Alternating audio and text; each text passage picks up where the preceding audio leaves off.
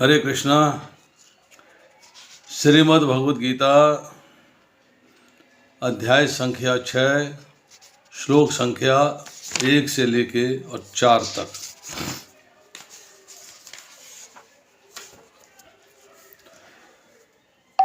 पहला श्लोक पढ़ता हूँ। श्री भगवान उवाच अनाश्रितः कर्म फलम कार्यं कर्म करोति यः स सन्यासी च योगी च नानि अग्नि न च अक्रियः। श्री भगवान ने कहा, जो पुरुष अपने कर्म फल के प्रति अनासक्त है और अपने कर्तव्य का पालन करता है, वही सन्यासी और असली योगी है। वह नहीं जो ना तो अग्नि जलाता है ना कर्म करता है। सुनाई नहीं दे रहे हैं। इसके तात्पर्य में श्री प्रभुपाद लिखते हैं, इस अध्याय में भगवान बताते हैं कि अष्टांग योग पद्धति मन तथा इंद्रियों को वश में करने का साधन है, किंतु इस कलयुग में सामान्य जनता के लिए इसे संपन्न कर पाना अत्यंत कठिन है।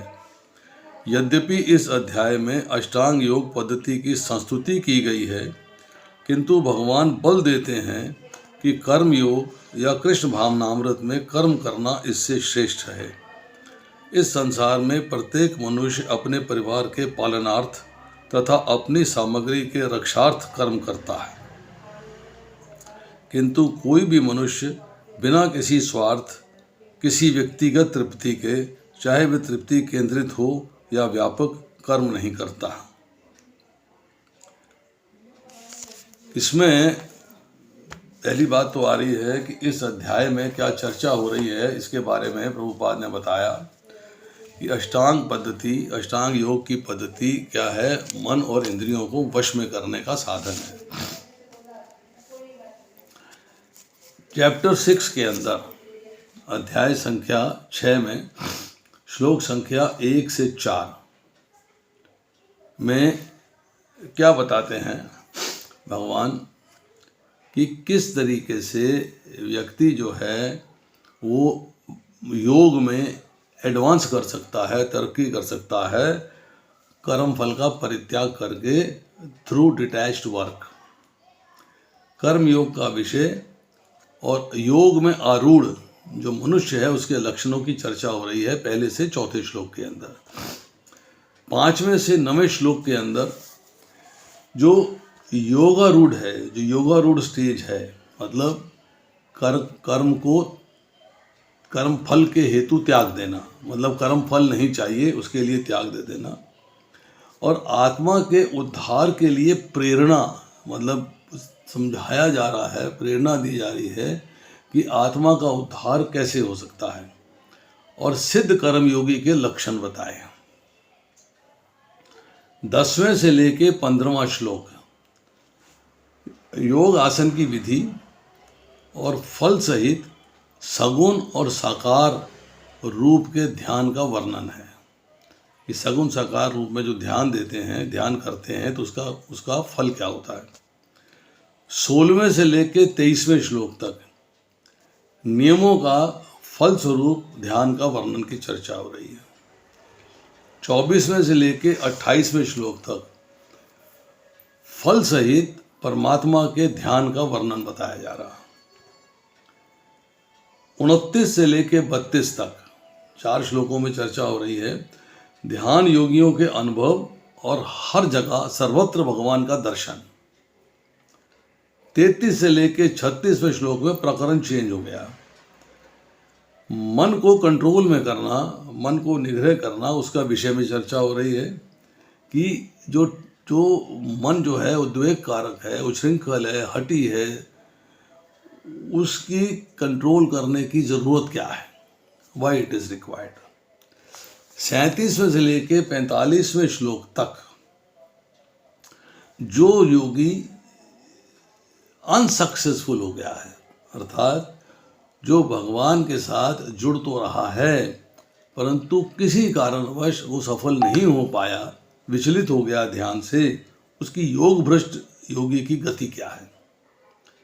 और 46 से लेकर 47वें श्लोक की चर्चा हो रही है कि जो सबसे उच्चतम योगी है, भक्ति योगी, उसकी महिमा का वर्णन हो रहा है। अब यहाँ प्रभुपाद जी लिख रहे हैं कि कर्म योग या कृष्ण भावनामृत में कर्म करना इससे श्रेष्ठ है, मतलब अष्टांग योग से श्रेष्ठ है। फिर इस संसार के अंदर हम लोग, साधारण समाज के लोग, वो अपने परिवार को पालने के लिए, जीवन यापन के लिए, अपने पास जो चीज़ें उपलब्ध हैं उनकी रक्षा करने के लिए कार्य करते हैं, सेफ्टी रहे। परंतु कोई भी मनुष्य बिना किसी स्वार्थ के, बिना व्यक्तिगत तृप्ति के व्यापक कर्म नहीं करता। कर्म करता है तो अपने स्वार्थ के लिए करता है।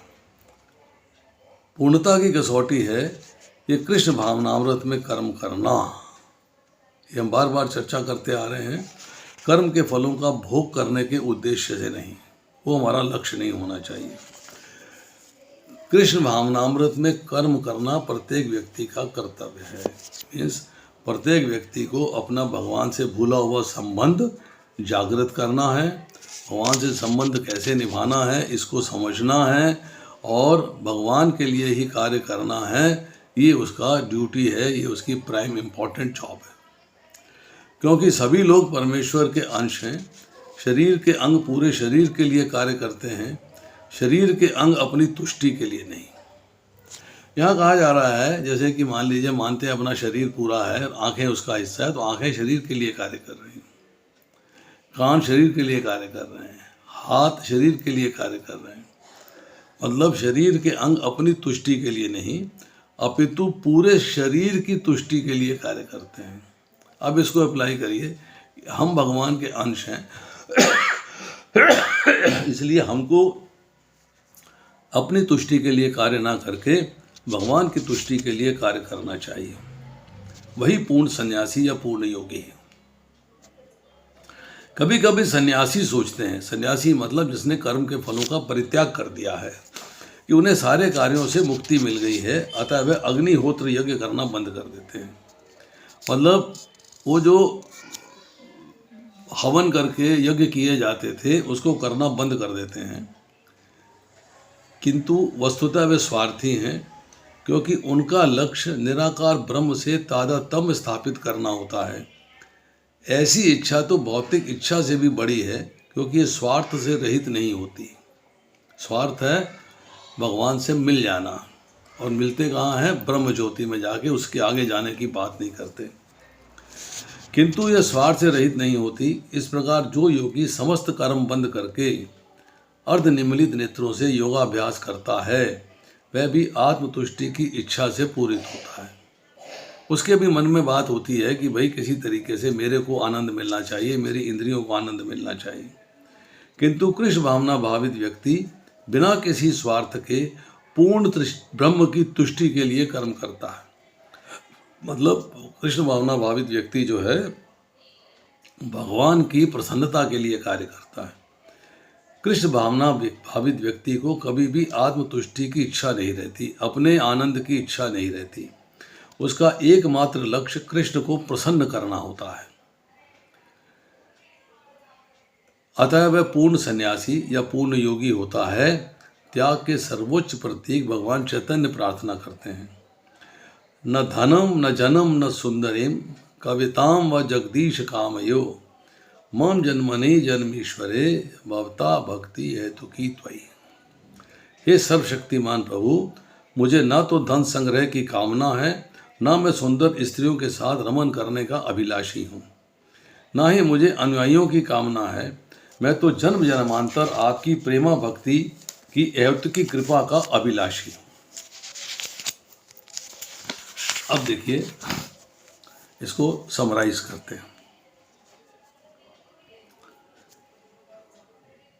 भगवान कृष्ण जो है 2 श्लोकों के अंदर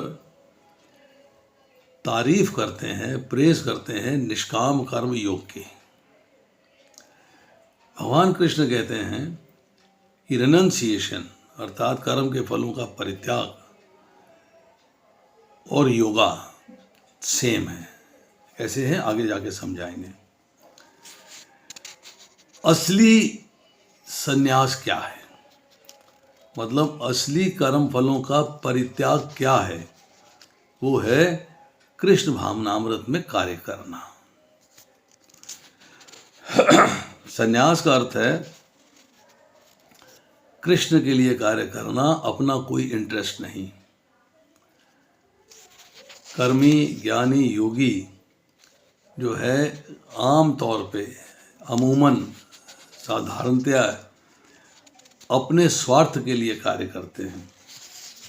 पर शास्त्र के अनुसार जो शास्त्र में कर्म बताए गए हैं, जिन्हें हम शास्त्र विहित कर्म कहते हैं, कर्म फल को त्याग के कारण सन्यासी है।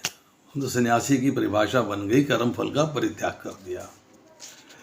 वही सन्यासी विषय भोगों में मन को अनासक्त रखता है, मतलब भोगों के प्रति आसक्त नहीं होता, इस कारण वो योगी कहा जाता है। अब सन्यासी नहीं की चर्चा हो रही है कि अग्निहोत्र कर्म का त्याग करने से परंतु विषय भोगों में चित्त लगा रहे तो वो सन्यासी नहीं है।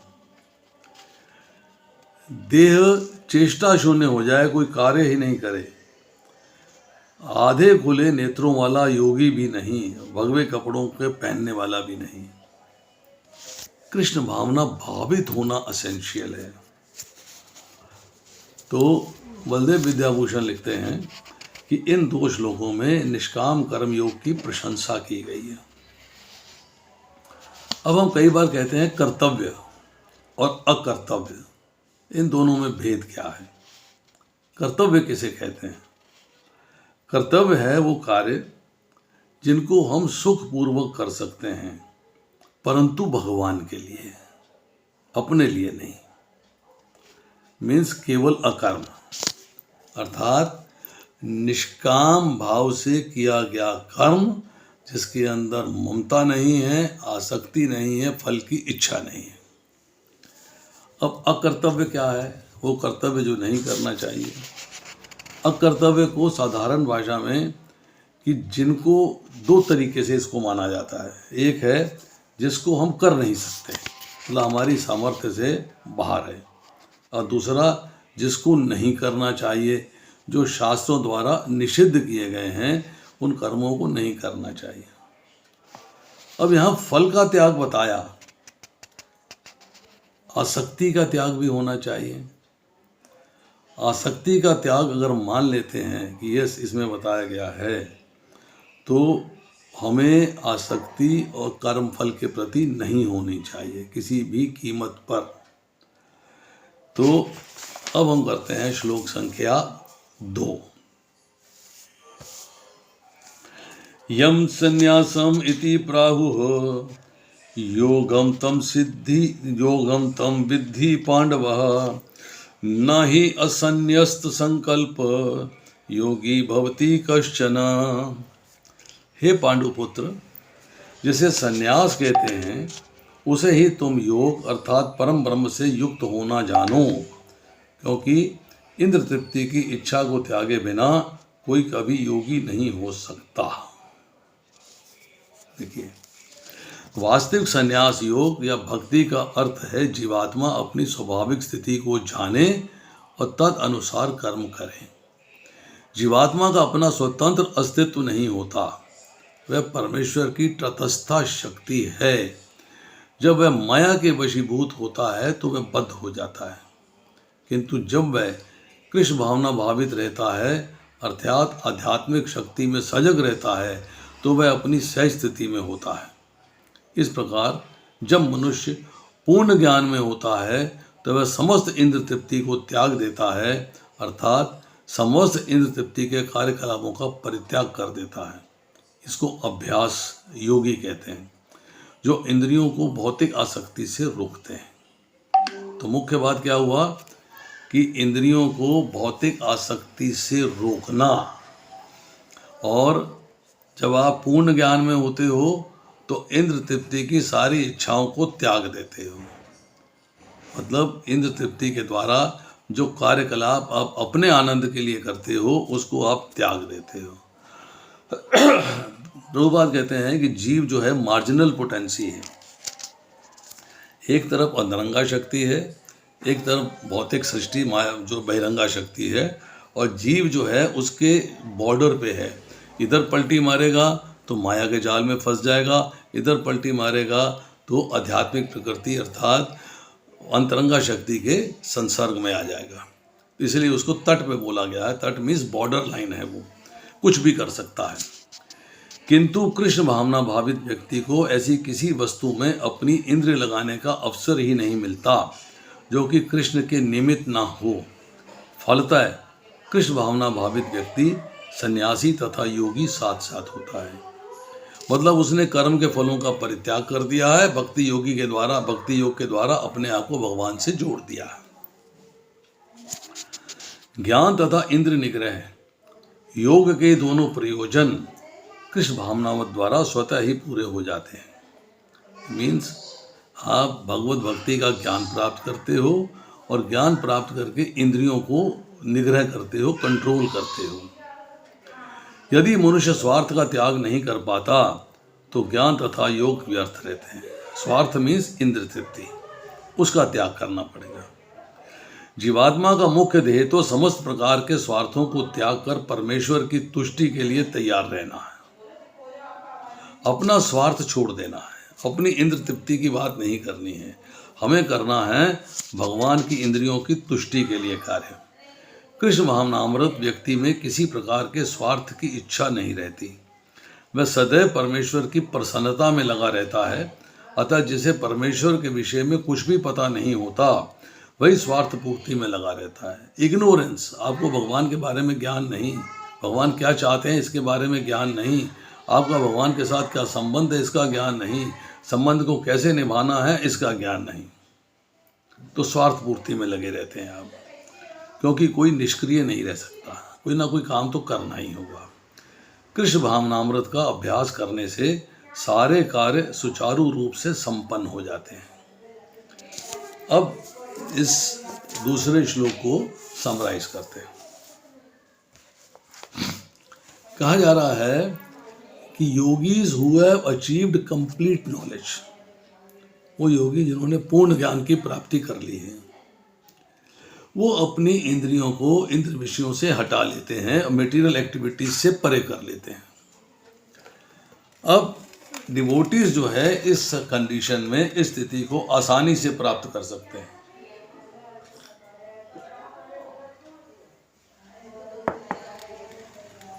कैसे? कि इंद्र तृप्ति के लिए सारे कार्यों को त्याग देना और केवल भगवान की प्रसन्नता के लिए कार्य करना। योग और संन्यास दोनों का एक ही मीनिंग है। कैसे?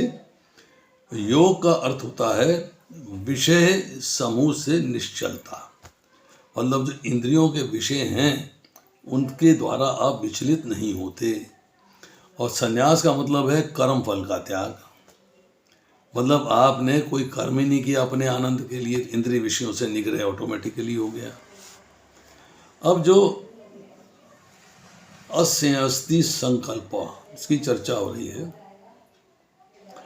जिसने फल की आकांक्षा और विषय भोगों का त्याग नहीं किया वह न तो ज्ञान योगी बनेगा ना ही अष्टांग योगी बनेगा। अब बलदेव विद्याभूषण लिखते हैं संन्यास की परिभाषा, कहते हैं ज्ञान में स्थिर होकर इंद्रियों के सब कार्यों को त्याग देना। ज्ञान इंपॉर्टेंट है, आप मालूम होना चाहिए कि भगवान के लिए मुझे क्या करना है, मेरा क्या संबंध है, कैसे निभाना है। जब ज्ञान में स्थिर हो जाएंगे तो इंद्रियों के सब कार्यों को त्याग देंगे। और योग का अर्थ है चित्त वृद्धि का निरोध, अर्थात अंतःकरण के सब कार्यों को जो अपनी इंद्र तृप्ति के लिए हैं रोक देना, स्टॉप कर देना। अब 5वें अध्याय का पहला श्लोक और 5वें अध्याय का 5वां श्लोक, इसमें भगवान कहते हैं सांख्य योग और कर्म योग अर्थात संन्यास और योग दोनों इंडिपेंडेंटली स्वतंत्र रूप से आपका कल्याण करने वाले हैं, मतलब भक्ति योग में आपको जोड़ने वाले हैं।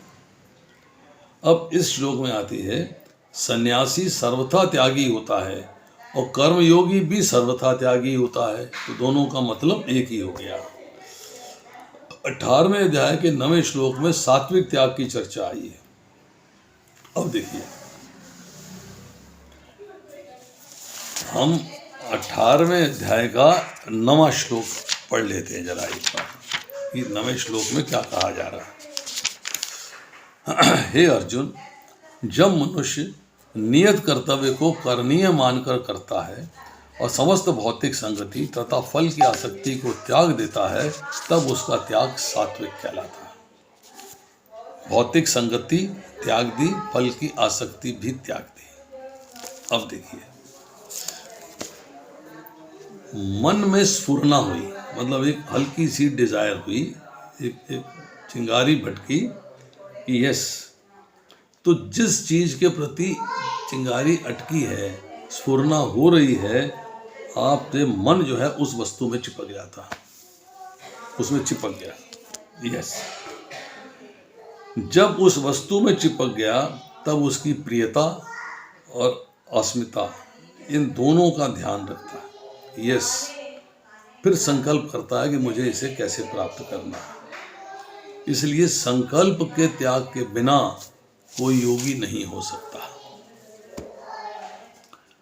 अब देखिए श्लोक संख्या 3।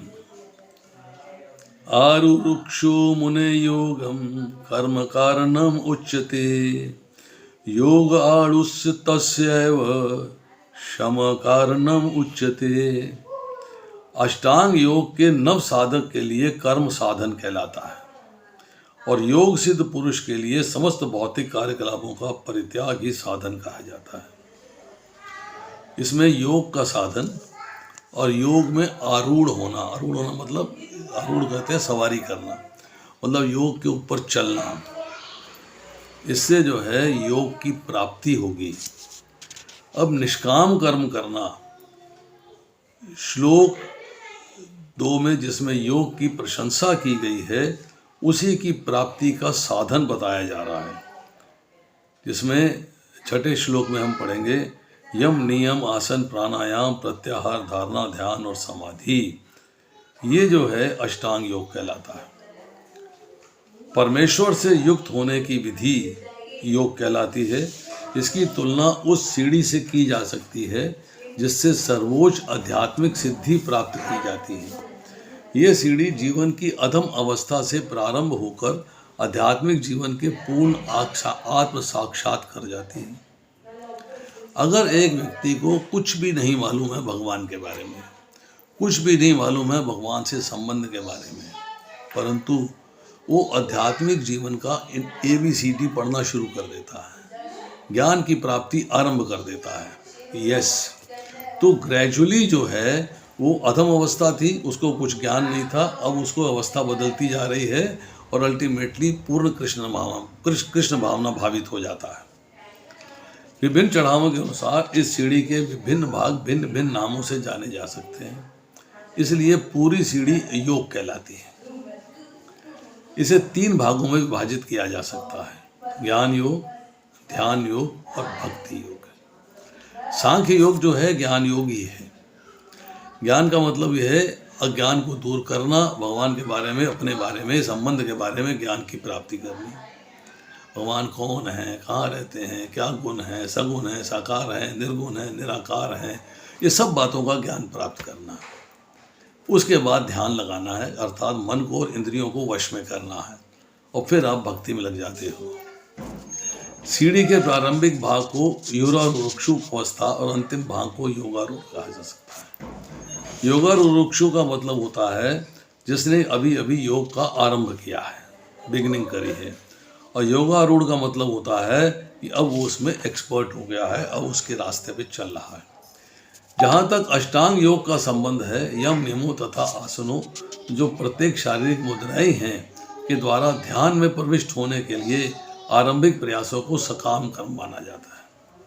अभी आप बिगिनिंग कर रहे हैं तो आपको लगता है कि जो भी मैं कार्य कर रहा हूँ वो सकाम कर्म है।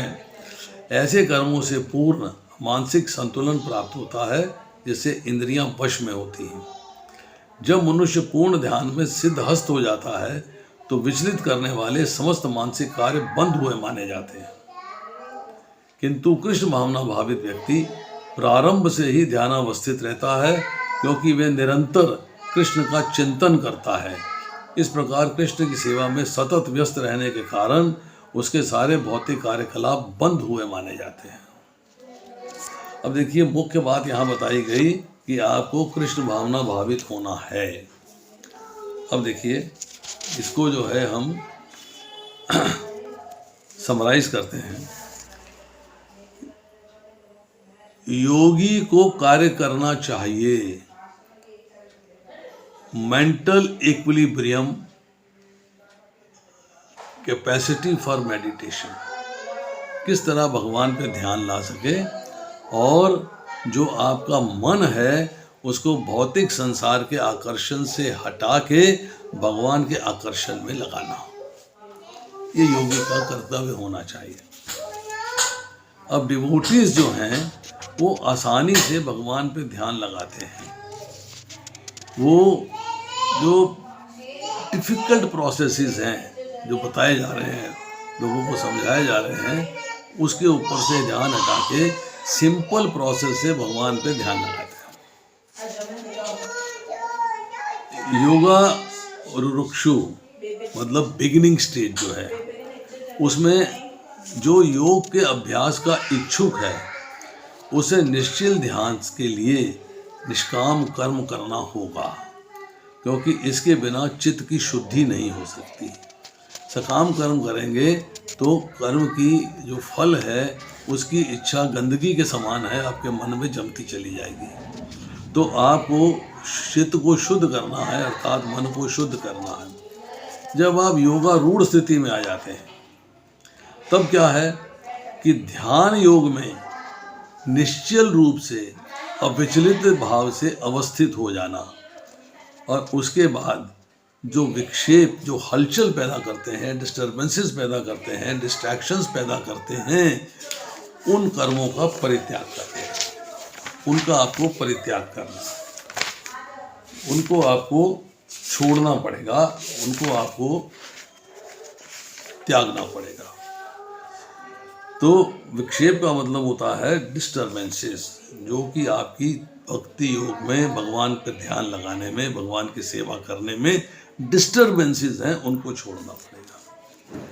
विश्वनाथ चक्रवर्ती ठाकुर लिखते हैं, योगा रुरुक्षु में निष्काम कर्म योग और अष्टांग योग से चित्त शुद्धि होती है, और योगारूढ़ केवल अष्टांग योग करते हैं और आपने जो है निष्काम कर्म योग नहीं किया है तो आप जो है वो चीज़ को प्राप्त नहीं कर सकते। प्रॉपर प्रोसेस फॉलो करना होगा कि योगारूढ़ होने में कर्म कारण क्यों है, सकाम होना चाहिए या निष्काम होना चाहिए, ये बात आपको समझनी चाहिए।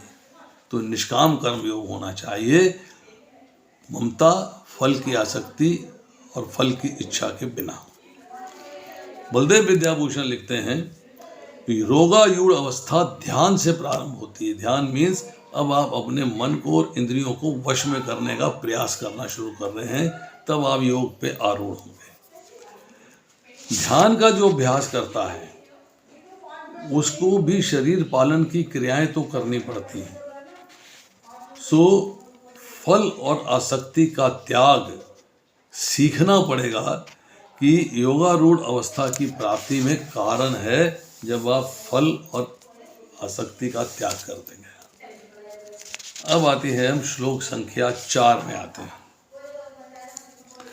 यदा ही न इंद्रिय अर्थेषु न कर्मसु अनुषज्यते सर्व संकल्प संन्यासी योगारूढ़ तदा उच्यते। जब कोई मनुष्य पुरुष समस्त भौतिक इच्छाओं का त्याग करके ना तो इंद्र तृप्ति के लिए कार्य करता है, ना ही सकाम कर्मों में प्रवृत्त होता है, तो योगारूढ़ कहलाता है। तो योगारूढ़ की परिभाषा दे दी, योगारूढ़ को एक्सप्लेन कर दिया।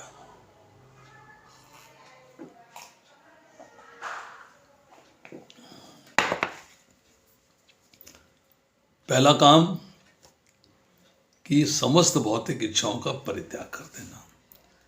दूसरे अध्याय के 71वें श्लोक में कहा है, विहाय कामान ये सर्वान पुमान चरती निष्प्रह निर्मम निरंकार से शांति में अधिगच्छति। इसको शांति प्राप्त होती है। मतलब आपने समस्त भौतिक इच्छाओं का परित्याग कर दिया, छोड़ दी, ना ही इंद्र तृप्ति के लिए कोई कार्य किया, ना ही सकाम कर्म किए, तो ऐसा व्यक्ति जो है योग में आरूढ़ है। अब प्रभुपाद लिखते हैं, जब मनुष्य भगवान की दिव्य प्रेमा भक्ति में पूरी तरह लगा रहता है,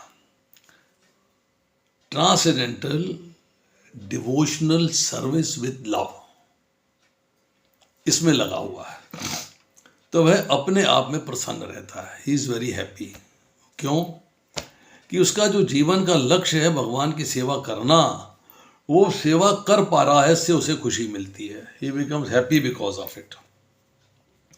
इस तरह वह इंद्र तृप्ति या सकाम कर्म में प्रवृत्त नहीं होता है, सिर्फ भगवान की सेवा में प्रवृत्त होता है। अन्यथा इंद्र तृप्ति में लगना ही पड़ता है। अगर आप सेवा करनी है आपको, या तो भगवान की सेवा करें, या कुत्ते बिल्ली की सेवा करें, या अपनी सेवा करें। तो जब लक्ष्य बना लेता है कि मुझे भगवान की सेवा करनी है, तो that is the successful route. क्योंकि कर्म के बिना कोई रह नहीं सकता, किंतु कृष्ण भावनामृत में मनुष्य सदैव स्वार्थ में तत्पर रहता है। अब बड़ी बिना कृष्ण भावनामृत के, अगर आप कृष्ण भावनामृत में भी स्वार्थ है और कृष्ण भावनामृत के बिना भी स्वार्थ है, दोनों में स्वार्थ है। क्या स्वार्थ है? मेरा लाभ किस में है, मेरा फायदा किस में है? यस। जब कृष्ण भावनामृत में व्यक्ति नहीं होगा, तब उसका स्वार्थ है इंद्र तृप्ति का, इंद्रियों को भोगने का, और मन को इंद्रियों के प्रति लगा के और भौतिक संसार का आनंद प्राप्त करने का। बट अब वो कृष्ण भावनामृत में आ गया, अब उसका स्वार्थ है। स्वार्थ में पॉजिटिव भी है और नेगेटिव भी है। पॉजिटिव स्वार्थ क्या है?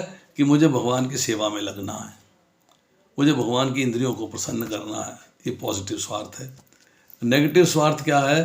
कि मुझे इंद्र तृप्ति का त्याग कर देना है, मुझे मन को कंट्रोल में करना है, मन को वश में करना है। किंतु कृष्ण भावना भावित व्यक्ति कृष्ण की प्रसन्नता के लिए ही सब कुछ करता है, फलतः वह इंद्र तृप्ति से पूरी तरह विरुक्त रहता है। किंतु जिसे ऐसी अनुभूति प्राप्त नहीं है, उसे चाहिए कि भौतिक इच्छाओं से बचे रहने का वह यंत्रवत प्रयास करे, तभी वह योग की सीढ़ी के ऊपर पहुंच सकता है। मतलब योगारूढ़ तभी हो पाएगा। होने के पहले शर्तें बता दी, समस्त भौतिक इच्छाओं का त्याग, इंद्र तृप्ति की कामना त्याग देनी है, और सकाम कर्म नहीं करने हैं। यही बात जो है भगवान पहले भी कह चुके हैं। अगर हम ध्यानपूर्वक देखें तो पहले भी जो है भगवान ने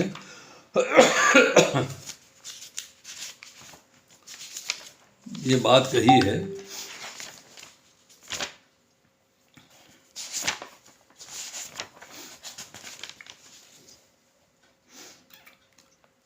हे धनंजय, भक्ति के द्वारा घृत कर्मों से दूर रहो और उसी भाव से भगवान की शरण ग्रहण करो, क्योंकि जो व्यक्ति अपने सकाम कर्मों का फल भोगना चाहते हैं वह कृपण है, वह कंजूस है। ये बात भगवान ने स्पष्ट रूप पे कह दिया। तो इसको जो है हमें समझना अति आवश्यक है। अब इस चौथे श्लोक को क्विकली समराइज कर लेते हैं।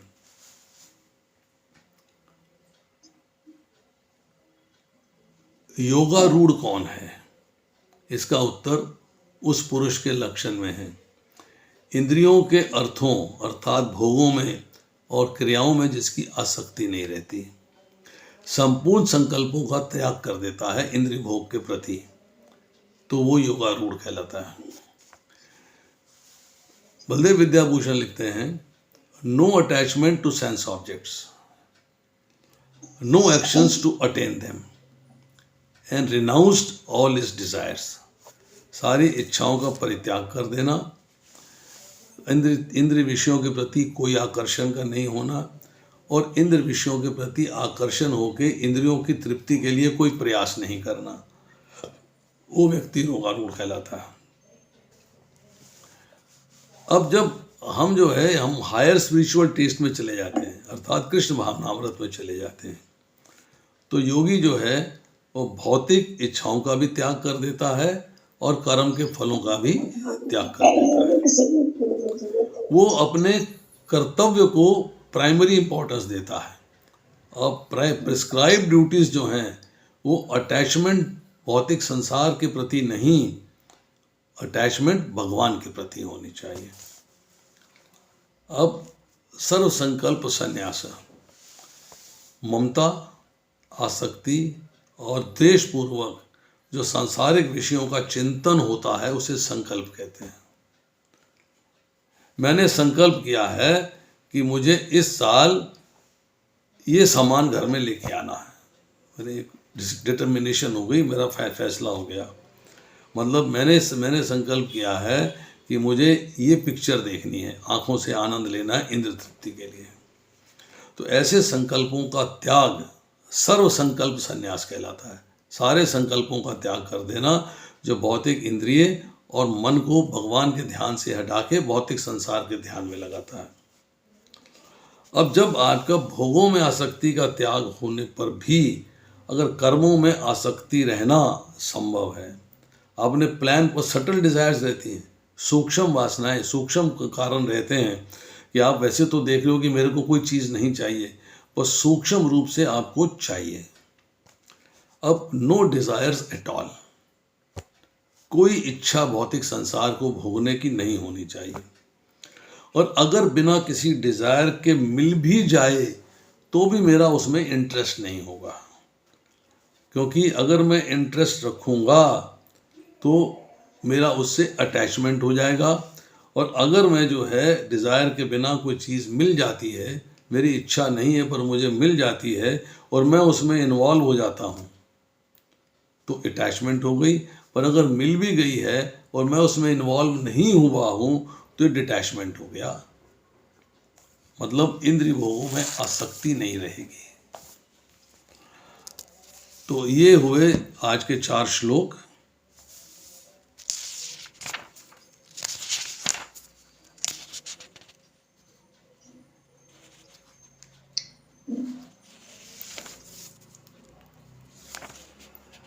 पांचवा, छठा, 7वां और 8वां, हो सका तो 9वां कल करेंगे। शेष फिर अब किसी का कोई प्रश्न है तो पूछ सकता है। हरे कृष्णा प्रभु जी। यस माता जी पूछिए। प्रभु जी, जो पहले श्लोक के अनुवाद की तीसरी लाइन है, सन्यासी की तो डेफिनेशन समझ आ गई। उसमें वो लिखते हैं वह नहीं जो न तो अग्नि जलाता है, ये न तो अग्नि जलाता है, ये नहीं क्लियर हुआ। देखिए ऐसा है कि यहाँ शब्द आ रहा है निअग्नि, अग्नि रहित। हाँ जी। क्योंकि पहले जब आज की तारीख में हम जो है यज्ञ नहीं करते हैं, हवन नहीं करते हैं, आज की हम करते हैं हरे कृष्ण महामंत्र का जप। हाँ जी, हाँ जी। परंतु पहले जमाने के अंदर जो है अग्नि जला के यज्ञ किया जाते थे। हाँ जी, हाँ जी। ठीक है, तो इसमें है कि ये वही सन्यासी और असली योगी है, वह नहीं। ये जो सन्यासी और योगी नहीं है उसकी चर्चा हो रही है। कौन नहीं? कि जो न तो कर्म करता है, मतलब जो भगवान के प्रति कार्य नहीं करता है, अपनी इंद्र तृप्ति के प्रति कार्य करता है, उसको जो है हम योगी नहीं कहते। तो सन्यासी नहीं का मतलब ये है कि अग्निहोत्र कर्म का त्याग करने से परंतु विषय भोगों में चित्त लगा रहे तो सन्यासी नहीं है। मतलब यहाँ जो है कहा जा रहा है ना ही कर्म करता है। अगर वो कर्म करता है, सटल डिजायर भी रहती है, तो वो सन्यासी नहीं है। उसके शरीर चेष्टा शून्य अधखुले नेत्र करके ध्यान लगाने की कोशिश कर रहा है, भगवे कपड़ों को पहनने की कोशिश कर रहा है, पर उसे जो है भगवान पे ध्यान लगाने में सक्षम नहीं होता, क्योंकि सटल डिज़ायर उसको तंग करती रहती हैं, तो वो भी जो है सन्यासी नहीं कहलाता। मतलब तुम बोलेगा वो भगवे कपड़े पहन लिए सन्यासी हो गया, नहीं। सन्यासी होने के लिए सबसे इम्पोर्टेंट काम जो है वो है भगवान पे मन को केंद्रित करना और भौतिक आसक्ति का पूर्ण रूप से परित्याग।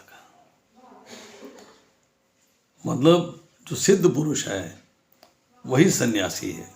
सिद्ध मीन्स जहाँ डिजायर्स जीरो हो गई और भगवान के प्रति वो आसक्त है। यहाँ दोनों में डिफरेंशिएट किया गया है। जो कर्म फल के प्रति अनासक्त है और दूसरा है कर्म फल के प्रति आसक्त है। चाहे सटल डिजायर है, फल तो उसका भोगना चाहता है, वो अपने कर्तव्य का पालन करता है। अब आज की तारीख में हम कहें कि अग्नि जलाना, हम अग्नि जलाने की बात करते हैं। अगर इस श्लोक को हम आज के संदर्भ में लेके चलें कि जो हमारा करंट सिनेरियो चल रहा है, तो अगर हमें एडवांस करना है, हमें अगर आगे बढ़ना है, तो हमारे लिए अग्नि क्या है, अग्नि को क्या जलाना है, हमें कौन सी अग्नि जलाई जाए, कौन सी अग्नि जलाई जाए? हमें तो महामंत्र का जप भी करना चाहिए, भगवान के हरे कृष्ण महामंत्र का, और क्या क्योंकि कलयुग में बताया गया है मेन यज्ञ वही है। तो अग्नि कौन सी हुई? भक्ति की अग्नि। बिगनिंग कहाँ से होती है? भगवान कहते हैं जैसे प्रज्वलित अग्नि ईंधन को भस्म कर देती है, उसी तरह हे अर्जुन ज्ञान रूपी अग्नि भौतिक कर्मों के समस्त फलों को जला डालती है। तो सबसे पहले है कि आपको दिव्य ज्ञान प्राप्त करना है, ट्रांसेंडेंटल नॉलेज। दिव्य ज्ञान जो चौथे अध्याय में हमने चर्चा करी है, भगवान के बारे में ज्ञान को प्राप्त करना, that is essential for you. और उस ज्ञान प्राप्ति के अग्नि क्या हुई कि हमें भगवान की सेवा के प्रति कार्य करने हैं। उस सेवा के प्रति जो कार्य करते हैं उसमें जो है श्रवणम कीर्तनम विष्णु स्मरणम पाद सेवनम अर्चनम वंदनम दास्यम साख्य आत्मनिवेदनम, ये जो भक्ति की 9 विधियां हैं, ये वो ज्ञान रूपी अग्नि प्राप्त होने के बाद हम इनके ऊपर चलते हैं, जिसमें भगवान की कथाओं का श्रवण भी करना है, नाम रूप गुण लीला धाम की चर्चा भी करनी है और भगवान के नाम का जप भी करना है। हमें वो सारे कार्य करने हैं। तो हम इसमें ये नहीं कह सकते कि यहाँ आज हम यज्ञ करें, यज्ञ नहीं कर रहे हैं तो हम सन्यासी नहीं हैं, सन्यासी हैं सन्यासी, उस कन्फ्यूजन में नहीं पड़ना। यहाँ पे अग्नि का अर्थ ये है जो हम आज के संदर्भ में लेके चलते हैं, वो है ज्ञान रूपी अग्नि। और ज्ञान रूपी अग्नि का जो एंड है वो भक्ति योग में होता है। जैसे कि भगवान ने जो है फिर वहाँ चौथे अध्याय के अंदर 33वें श्लोक में चर्चा करी है। कहते हैं हे परंतप, द्रव्य ज्ञान से ज्ञान यज्ञ श्रेष्ठ है। अंतत गोत्वा सारे कर्म यज्ञों का अवसान दिव्य ज्ञान में होता है। और दिव्य ज्ञान क्या है? कृष्ण भावना भावित कार्य करना, कृष्ण के प्रति अपने आप को समर्पित कर देना, वो दिव्य ज्ञान की चरम परिणति है। चलिए और कोई? Thank you Prabhu ji. Hare Krishna. Hare Krishna Prabhu ji. Yes. Prabhu ji, त्याग और परित्याग में भी कोई डिफरेंस होता है या सेम है ये? त्याग मतलब आपने त्याग दिया, ठीक है मैं नहीं करूँगा, मैंने इसको नहीं चाहिए, ये मुझे नहीं चाहिए। परित्याग का मतलब है पूर्ण रूप से त्याग देना, मन से भी त्याग देना।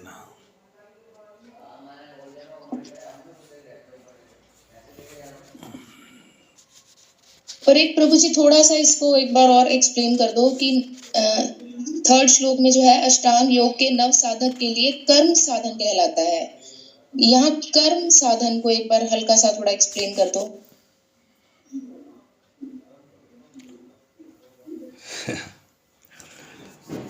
अष्टांग योग का नया भक्त है,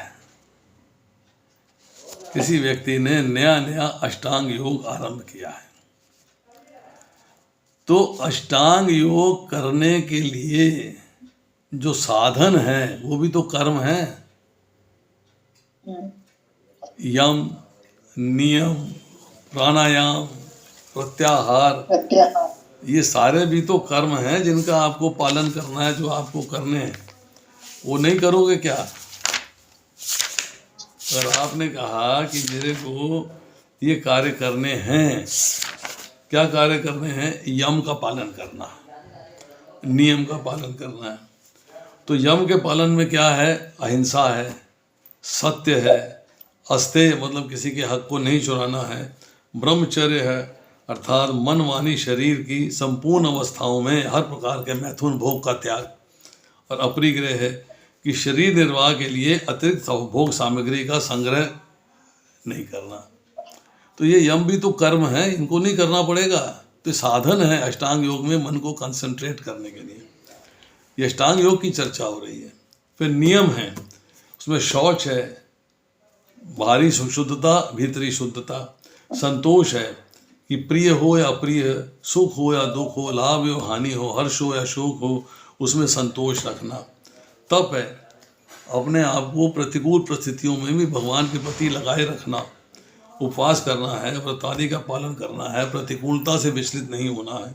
फिर स्व अध्याय अर्थात शास्त्र का अध्ययन करना, भगवान के नाम रूप गुण लीला धाम का वर्णन करना, वर्णन सुनना, और ईश्वर प्रणिधान, सब कुछ भगवान के प्रति समर्पित कर देना और भगवान की आज्ञा का पालन करना। तो ये सारे भी तो कर्म हैं कि नहीं हैं? इनको हम कर्म नहीं मानेंगे। तो इसलिए ये सब साधन हैं अष्टांग योग में पहुंचने के लिए, अष्टांग योग को कंप्लीट करने के लिए। और साधन किसके प्रति हैं? भगवान के प्राप्ति के प्रति।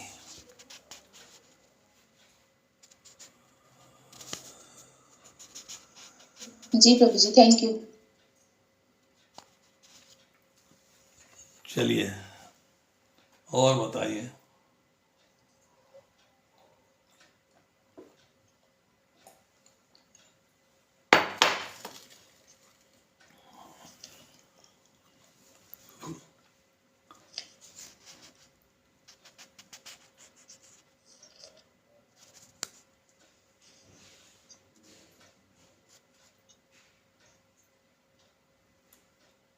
समाप्त करें, फिर